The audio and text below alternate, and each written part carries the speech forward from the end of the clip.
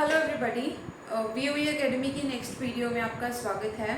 अगर आप लोग नए हो तो मैं आपको बता दूं कि हमारी एकेडमी एक सीरीज़ चला रही है जिसमें हम आपको 10th क्लास का साइंस और मैथ्स और एक्स्ट्रा सभी सब्जेक्ट्स की वीडियो कंटेंट प्रोवाइड कर रहे हैं। तो अगर आप एक 10th क्लास के स्टूडेंट हो और अगर आप अपना सिलेबस कंप्लीट करना चाहते हो तो आप हमारी एकेडमी की वीडियो सीरीज़ देख सकते हो। मैं आपकी फ़िज़िक्स टीचर हूँ और I am teaching you physics. और इस वीडियो सीरीज़ के अंदर, इस फिज़िक्स की वीडियो सीरीज़ के अंदर हम light, reflection and refraction chapter उसे कवर कर रहे हैं। ये कंटेंट प्योरली एनसीईआरटी बेस्ड है और हमने अपनी पिछली वीडियोस के अंदर या अब तक की वीडियोस के अंदर हमने रिफ्लेक्शन टॉपिक को कंप्लीट कर लिया था एंड नाउ हम अब रिफ्रैक्शन टॉपिक को स्टडी कर रहे हैं। तो रिफ्रैक्शन टॉपिक में हमने अपनी पिछली क्लास के अंदर उसके बेसिक कंसेप्ट्स के बारे में देखा था कि रिफ्रैक्शन होती क्या है। मैं आपको क्विक 1 और 2 मिनट्स में उसकी एक क्विक रिवीजन दे देती हूँ ताकि अगर आप एक नए वीडियो वॉचर हो तो आपको पता लगे कि हमने पिछले वीडियोज़ में अब तक क्या किया था और आप इस लेक्चर को समझ सको बहुत ही आसानी से। तो हमने अपनी पिछली वीडियो तक अब तक हमने रिफ्रैक्शन के बारे में क्या पढ़ा है कि रिफ्रैक्शन एक बेसिक फिनोमेना है जिसमें जब लाइट ट्रैवल करती है तो लाइट ट्रैवल करते वक्त अपना मीडियम बदल लेती है। ठीक है, तो ये तो आपको पता है हमारे आसपास क्या है, एयर। तो हमारे आसपास air as a medium act करती है। तो in the process of refraction क्या होता है, लाइट अपनी मीडियम को चेंज करती है, यानी लाइट एक मीडियम से दूसरे मीडियम के अंदर चली जाती है। ये बेसिक डिफरेंस है बिटवीन रिफ्लेक्शन एंड रिफ्रैक्शन। उसके बाद हमने ये देखा कि इसका अब रिफ्रैक्शन इतना खास क्यों है, why are we studying refraction. तो मीडियम बदलने से मतलब रिफ्रैक्शन का खास होना स्टडी करने का मतलब ये है होगा कि हमें ये देखना है कि मीडियम बदलने से क्या फ़र्क पड़ता है। असल में मीडियम जब हम चेंज कर देते हैं लाइट का तो उससे मतलब हमारे ऊपर क्या इफेक्ट पड़ता है, ऐसी क्या खास चीज़ होती है कि हमें देखना पड़ता है कि लाइट ने मीडियम बदला या नहीं। तो असल में क्या होता है कि लाइट जब अपना मीडियम बदलती है तो वो अपने पाथ से डेविएट हो जाती है। तो अब तक आपने मतलब इतना आपको पता होगा या मैं आपको बता भी देती हूँ कि जो लाइट होती है वो हमेशा एक स्ट्रेट पाथ ट्रैवल करती है, वो एक सीधे पाथ में चलती जाती है। बट अगर मतलब वो कभी भी अपने पाथ से मतलब डेविएट नहीं होती है, एक स्ट्रेट लाइन फॉलो करती है, अपनी डायरेक्शन को वो चेंज नहीं करती है। पर जब लाइट एक मीडियम से दूसरे मीडियम के अंदर चली जाती है तो क्या होता है, लाइट अपने पाथ से डेविएट हो जाती है, मतलब वो अपना जो स्ट्रेट लाइन पाथ है उसको छोड़ देती है और बेंड हो जाती है। ठीक है, किसी और डायरेक्शन में बेंड हो जाती है। तो ये एक मेन कॉज है जिसके कारण हम रिफ्रैक्शन को स्टडी कर रहे हैं या हमें करना है रिफ्रैक्शन को स्टडी। अब नेक्स्ट चीज़ है कि ये बेंडिंग होती क्यों है। तो इसका भी एक बहुत ही सिंपल कारण है। वो क्या, इसको मैंने बहुत सिंपल एग्जांपल से आपको समझाया था कि आप मान लो आप एक कार ड्राइव कर रहे हो and you are running on a very high speed, आप बहुत ही तेज़ स्पीड के साथ जा रहे हो, मान लो 60, 70, 80 किलोमीटर पर आवर पे आप जा रहे हो और आप एकदम से क्या लगा देते हो, ब्रेक लगा देते हो, तो क्या होगा। आई होप इस क्वेश्चन का आंसर आप सबको पता ही होगा कि आप जब एकदम से अगर आपकी कार कुछ 60-70 किलोमीटर पर आवर की स्पीड से मूव कर रही है और अगर आप एकदम से ब्रेक लगा देते हो तो क्या होगा, आपकी कार अपने डिज़ायर्ड डायरेक्शन से, जिस डायरेक्शन में आप मूव कर रहे थे उससे डेविएट हो जाएगी और वो किसी और डायरेक्शन में मूव करना स्टार्ट कर देगी। ये बेसिक चीज़, एक बेसिक चेंज आ जाएगा जो कार की डायरेक्शन ऑफ मोशन के अंदर। ओके, तो अब यही सेम चीज़ किसके साथ होती है, लाइट के साथ। तो लाइट जब वो वैक्यूम में होती है तो वैक्यूम में लाइट ट्रैवल करती है स्पीड से 3 × 10⁸ के साथ, पीछे आता है मीटर पर सेकंड, इतनी स्पीड से ट्रैवल करती है। ये लाइट की मैक्सिमम स्पीड है, मतलब या ये कहो द मैक्सिमम पॉसिबल स्पीड है जो कोई भी ऑब्जेक्ट, कोई भी चीज़ अटेन कर सकती है। तो लाइट इतनी स्पीड से मूव कर रही होती है। अब जब लाइट अपना मीडियम बदलती है, यानी मानो एयर से वाटर के अंदर जाती है, तो असल में क्या होता है, जब लाइट अपना मीडियम बदलती है तो एकदम से उसकी स्पीड चेंज होती है। आप मानो ये इंटरफेस है, लाइट यहाँ से एकदम से दूसरे मीडियम में चली गई तो क्या होगा, लाइट का मीडियम चेंज हो गया। ठीक है, तो मीडियम चेंज होने से एकदम से क्या हो जाएगा, मीडियम चेंज होने से सॉरी इसकी स्पीड को चेंज होने से लाइट एकदम से क्या हो जाएगी, बेंड हो जाएगी। तो इसका मेन कारण क्या है, बेंडिंग ऑफ लाइट का मेन कारण क्या है कि लाइट जब एक मीडियम से दूसरे मीडियम के अंदर जाती है तो असल में क्या होता है, उसकी स्पीड में एक ब्रिस्क चेंज आता है, मतलब एकदम से इमीडिएट चेंज आ जाता है, उसको टाइम नहीं दिया जाता उस चेंज को अपने अंदर अटेन करने के लिए, जिसके कारण वो अपने पाथ से, जिस पाथ पर वो एक्चुअली मूव कर रही थी उस पाथ से वो डेविएट हो जाती है। तो अब फिर नेक्स्ट चीज़ है कि ये मतलब मीडियम बदलने से ये चीज़ क्यों हो रही है, मतलब मीडियम में ये स्पीड डिफरेंट क्यों है। एक लाइट की स्पीड एयर में कुछ और है, वाटर में कुछ और है, ऑयल में कुछ और है, अल्कोहल में कुछ और है, मतलब डिफरेंट मीडियम्स में जो हमारी लाइट की स्पीड है वो डिफरेंट है। ऐसा कुछ क्यों है? ये इसलिए है बिकॉज हर एक जो मीडियम होता है, मान लो एयर है, वाटर है, आप किसी भी मीडियम को कंपेयर करो, उसके जो मॉलिक्यूल्स होंगे, उसके जो एटम्स होंगे, वो आपस में एक डिफरेंट बॉन्डिंग के साथ, एक डिफरेंट बॉन्ड लेंथ के साथ, मतलब डिफरेंट स्ट्रेंथ के साथ जुड़े होंगे। ठीक है, मतलब अब एयर के पार्टिकल क्या हैं, काफ़ी दूर दूर होते हैं, काफ़ी दूर दूर एक दूसरे से होते हैं, वेरएज वाटर के पार्टिकल्स अपने पास होते हैं, थोड़ा उनके अंदर स्ट्रॉन्ग फोर्स ऑफ अट्रैक्शन होता है। ठीक है, तो इसके कारण क्या होता है, अब डिफरेंट मॉलिक्यूल्स है, डिफरेंट तरीके से बिहेव कर रहे हैं, तो एक वो डिफरेंट मीडियम क्रिएट कर लेते हैं अपने आसपास, जिसके कारण हम एक मीडियम को क्या बोलते हैं, डेंस मीडियम बोलते हैं, और दूसरे मीडियम को क्या बोलते हैं, रेयर मीडियम बोलते हैं। अब डेंस और रेयर का क्या मतलब है, ये एक्चुअल में डेंसिटी के ऊपर बेस्ड है, आप डिटेल में इसके बारे में हमारी पिछली वीडियो के अंदर देख सकते हो। डेंस और रेयर मीडियम में क्या होता है, डेंस मीडियम मतलब गाढ़ा, अगर मैं हिंदी में आपको नॉर्मल भाषा में आपकी डे टू डे लैंग्वेज में अगर बताना चाहूँ तो डेंस का मतलब होगा वो चीज़ जो गाढ़ी है ना, घनिष्ठता जिसमें ज़्यादा है, जो गाढ़ी है चीज़, उसको हम डेंस बोलते हैं। तो यहाँ पर अब जैसे मान लो आप कंपेयर करो, वाटर देखो और हनी देखो, तो उसमें आपको कौन सा डेंस लगेगा, कौन सा गाढ़ा ज़्यादा है, हनी गाढ़ा होगा। तो उसी तरीके से हम किसी भी दो मीडियम को जब भी हम कंपेयर करते हैं तो हम क्या देखते हैं, डेंस, ये देखते हैं कि वो मीडियम डेंस है या रेयर है। ठीक है, और अब एक और पॉइंट है, ये एक न्यू पॉइंट है, शायद पिछली वीडियोस के अंदर हमने ये नहीं देखा था, तो मैं आपको क्लियर कट बता देती हूँ। डेंस मीडियम में क्या होता है, स्पीड स्लो हो जाती है, और रेयर मीडियम में जो आपकी स्पीड होती है वो फास्ट होती है। ओके, तो इसका मतलब क्या है, अब जैसे ये तो बहुत सिंपल सी चीज़ है समझने के लिए, अगर आप समझने की कोशिश करो तो मान लो आप किसी बाज़ार के अंदर से जा रहे हो और वो बाज़ार बहुत ही ज़्यादा क्राउडेड है, मतलब उसमें बहुत सारे लोग हैं, तो नेचुरली अगर आपको एक कोने से दूसरे कोने के अंदर जाना है तो आपको काफ़ी टाइम लग जाएगा, क्योंकि वो बाज़ार बहुत ज़्यादा क्राउडेड है। ठीक है, तो इससे क्या होगा, मतलब क्राउड ज़्यादा होने से आपकी स्पीड क्या हो जाएगी, कम हो जाएगी। यही सेम चीज़ किसके साथ होती है, लाइट के साथ। जहाँ पर पार्टिकल ज़्यादा होंगे, डेंसिटी ज़्यादा होगी, वहाँ पर लाइट को पाथ कम मिलेगा, और जिसके कारण लाइट की स्पीड क्या हो जाएगी, स्लो हो जाएगी। ठीक है, और रेयर मीडियम में क्या होता है, जहाँ पे सब दूर दूर है ना, इमेजिन आप एक बाज़ार में गए, वहाँ पे बहुत कम लोग हैं, तो आप बहुत आराम से उन गलियों में से निकल जाओगे, अपने घर पहुँच जाओगे, एक पॉइंट से दूसरे पॉइंट में आप बहुत ही आराम से पहुँच जाओगे, तो उस मीडियम को क्या बोलोगे आप, रेयर। तो इसका मतलब अगर कोई मीडियम कम गाढ़ा है ना, उसके पार्टिकल्स दूर दूर हैं, वो हल्का है, तो उसमें क्या होगा, जो लाइट होगी काफ़ी तेज़ी से ट्रैवल कर जाएगी, जैसे कि हमारी एयर है ना। एयर तो सबसे मतलब रेयर मीडियम है अगर हम देखना चाहें तो उसमें क्या होता है, लाइट की स्पीड मैक्सिमम होती है। ओके, तो अब इस तरीके से हम किसी भी दो मीडियम्स को डिफाइन करते हैं।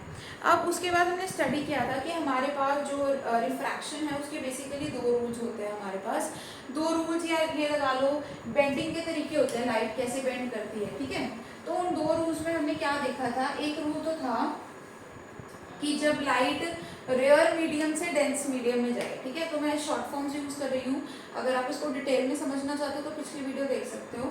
तो क्या है, अगर लाइट कहाँ से जा रही है, रेयर मीडियम से डेंस मीडियम में जा रही है, यानी इमेजिन करो ये एक इंटरफेस है। अब कईयों को अगर इंटरफेस का मतलब नहीं पता है तो मैं बता देती हूँ। इंटरफेस का मतलब होता है एक ऐसी बॉल, एक ऐसी शीट, या कुछ भी लगा लो, एक इमेजिनरी सरफेस जो एक्चुअल में नहीं है, बस हम सोच रहे हैं, है ना। एक ऐसा सरफेस जो क्या है, दो मीडियम्स को सेपरेट करता है, मतलब एयर और वाटर को सेपरेट करता है ना, वाटर और ऑयल को सेपरेट करता है, किसी भी दो मीडियम को एक दूसरे से क्या करता है, वो सेपरेट करता है, उसे क्या बोला जाता है, इंटरफेस बोला जाता है। अब जब लाइट रेयर मीडियम से डेंसर मीडियम में जा रही है, तो अगर हम ये नॉर्मल बनाएं, ये होगी अगर हमारी इंसिडेंट रे, ये हमारी क्या होगी, इंसिडेंट रे। ठीक है, अगर ये नॉर्मली ट्रैवल करती है तो ये कैसे जाती, सीधा ही बाहर ट्रैवल करती है, इस तरीके से इसने ट्रैवल करना था। बट जब लाइट जाती है रेयर मीडियम से कहाँ पर, डेंसर मीडियम के अंदर, जब लाइट ट्रैवल करती है तो वो टूवर्ड्स द नॉर्मल बेंड हो जाती है। देखो इस तरीके से अपना पाथ को क्या कर लेती है, चेंज। तो एक बार मैं जो इसकी लिटरेचर है जिसमें हम इसको बोलते हैं लाइन, इस रे को ये बोलना वो बता देती हूँ एक बारी। इस रे को तो आप बोलोगे इंसिडेंट रे। ये जो रे जो दूसरे मीडियम है, ये जैसे ये रेयर मीडियम है और ये डेंस मीडियम है, तो ये जो दूसरी रे आ रही है इसको आप बोलोगे रिफ्रैक्टेड रे। जो ये मैंने डॉटेड में सीधी लाइन बनाई है ये होती है नॉर्मल रे। अब ये एंगल्स हमने पिछली वीडियो के अंदर नहीं देखे थे, इस एंगल को क्या बोला जाता है, नॉर्मल के और इंसिडेंट रे के बीच के एंगल को, ठीक है। नॉर्मल और इंसिडेंट रे के बीच के एंगल को क्या बोला जाता है? This is known as incident angle, this is known as incident angle. और जो रिफ्रैक्टेड रे है, मतलब जो रे आपकी दूसरे मीडियम के अंदर आपके पास आई है और जो नॉर्मल है, तो इस एंगल को क्या बोला जाता है? इस एंगल को रिफ्रैक्टेड एंगल बोला जाता है। क्या बोला जाता है? रिफ्रैक्टेड एंगल, ठीक है। तो अभी आपने क्या देखा कि अगर लाइट कहाँ जा रही है? रेयर मीडियम से किसी डेंस मीडियम के अंदर जा रही है, तो उस केस में वो बेंड हो जाएगी टुवर्ड्स द नॉर्मल।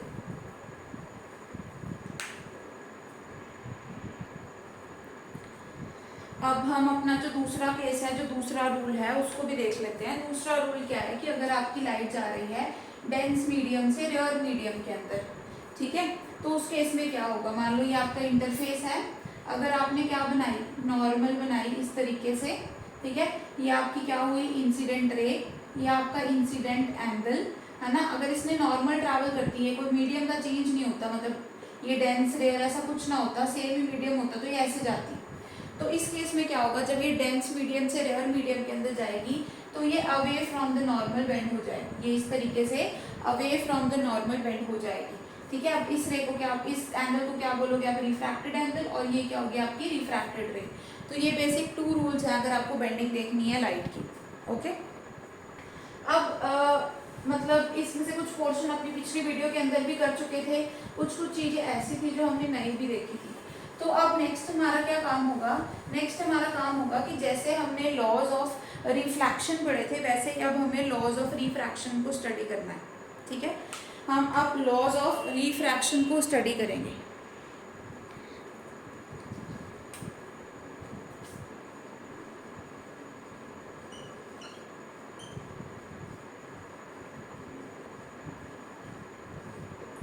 तो जैसे हमने लॉज ऑफ रिफ्लेक्शन देखे थे, वैसे अब हमारा नेक्स्ट मोटिव होगा लॉज ऑफ रिफ्रैक्शन को स्टडी करना। लॉज ऑफ रिफ्रैक्शन में जो आपका पहला लॉ है वो क्या है? वो सिमिलर है रिफ्लेक्शन से, मैं लिख रही हूँ the incident ray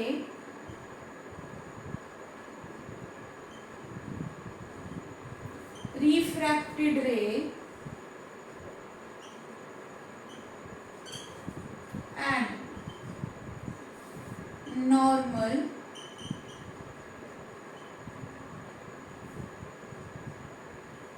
to the interface joining two mediums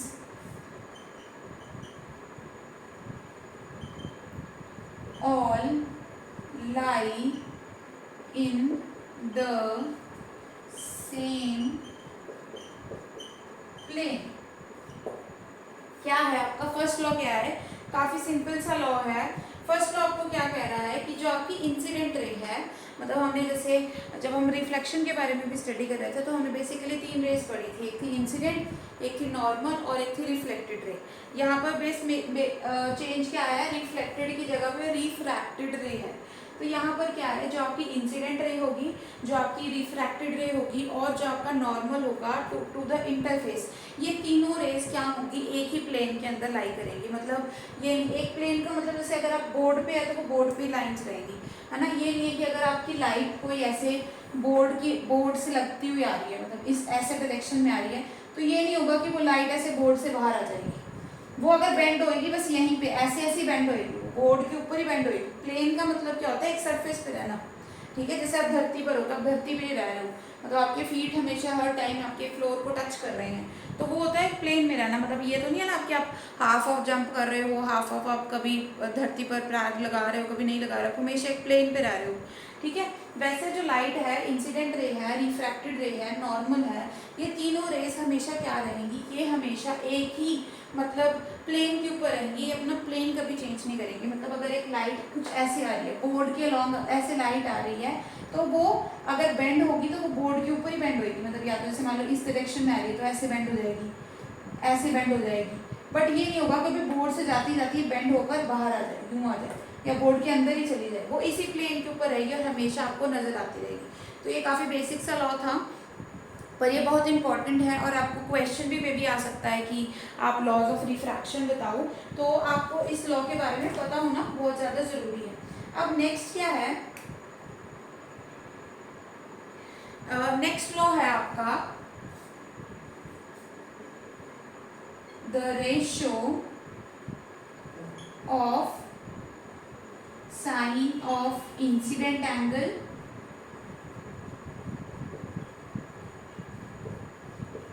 to sine of refracted angle is constant for a given light and given set of medium.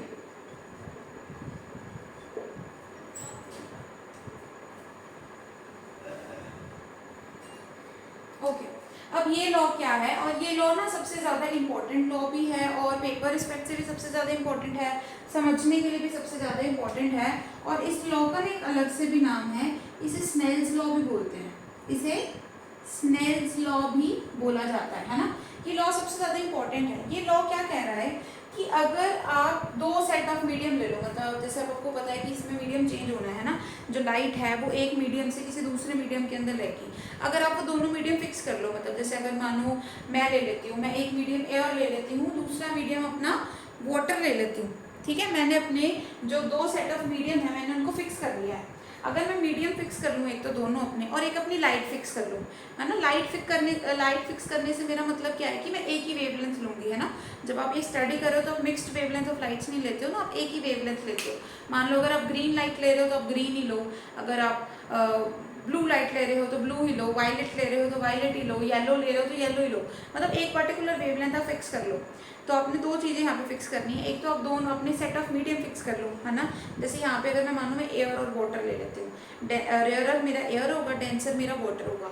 मैं एक लाइट फिक्स कर लेती हूँ, मान लो मैं येलो कलर की लाइट अपने लिए फिक्स कर लेती हूँ कि मैं येलो लाइट यूज़ करूँगी अपने पास, ठीक है। तो अगर मैं अब जो उनका, अब जैसे मान लो अगर आप उसको एक मीडियम से दूसरे मीडियम में लेके जाओगे जब आप, तो इंसिडेंट एंगल होगा आपके पास, एक रिफ्रैक्टेड एंगल होगा।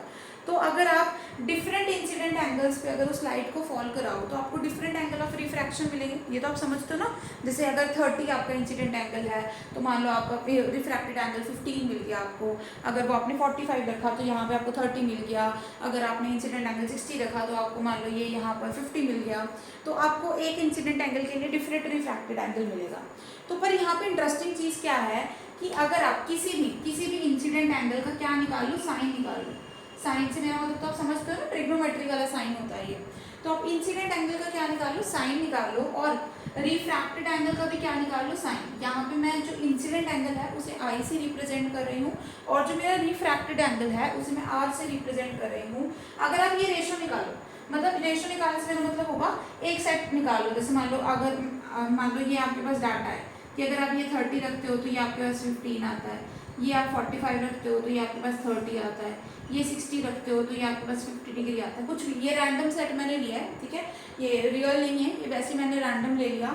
तो अगर आप एक सेट रखते हो, मतलब जैसे पहले साइन 30 बाई साइन 15 निकालते हो, फिर आप साइन 45 बाई साइन 30 निकालते हो, बिकॉज ये इंसिडेंट एंगल, ये रिफ्रैक्टेड एंगल।